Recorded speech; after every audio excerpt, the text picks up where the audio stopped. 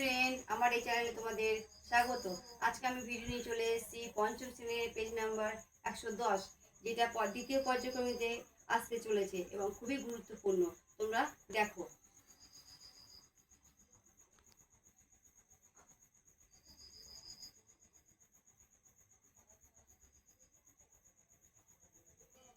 অপ্রকৃত ভগ্নাংশকে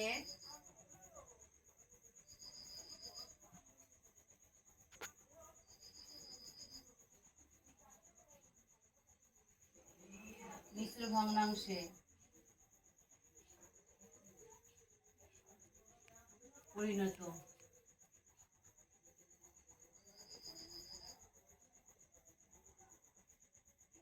কিভাবে অপ্রকৃত ভগ্নাংশকে মিশ্র ভগ্নাংশে পরিণত করা যায়, একটি সহজ উপায়। তোমরা ভালো করে দেখলেই এটা পারবে, চেষ্টা করো।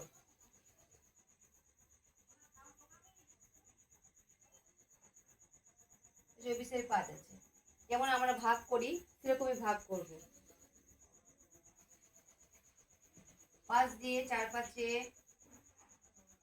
20, বিয়োগ করলাম 4। আর কোনো সংখ্যা নেই, তাই আর কিছু হবে না। 4টা উপর চলে আসবে আর 5 নিচে চলে আসবে। এটা হলো একটি মিশ্র ভগ্নাংশ।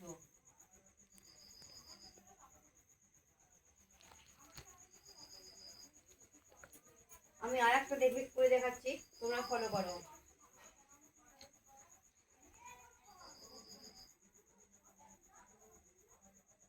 8 দিয়ে 3 24, 3 হলো, বিয়োগ করলাম এই 3। আর কোনো সংখ্যা নেই, তাই 3টা উপরে চলে আসবে, 8 নিচে চলে আসবে।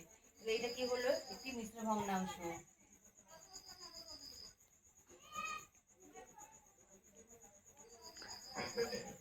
তাহলে বোঝা গেল যে পূর্ণ সংখ্যা বেরোলেই সেটা মিশ্র ভগ্নাংশ কিভাবে করতে হবে। তাই তোমরা প্রত্যেকেই শিখে গেছো কিভাবে করতে হবে।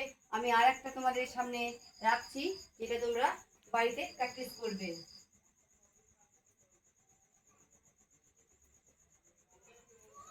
এটা কি করে বার করবে তোমরা কমেন্ট করে অবশ্যই জানাবে, এবং সঙ্গে আমার পেজটিকে ফলো করে পাশে থেকো।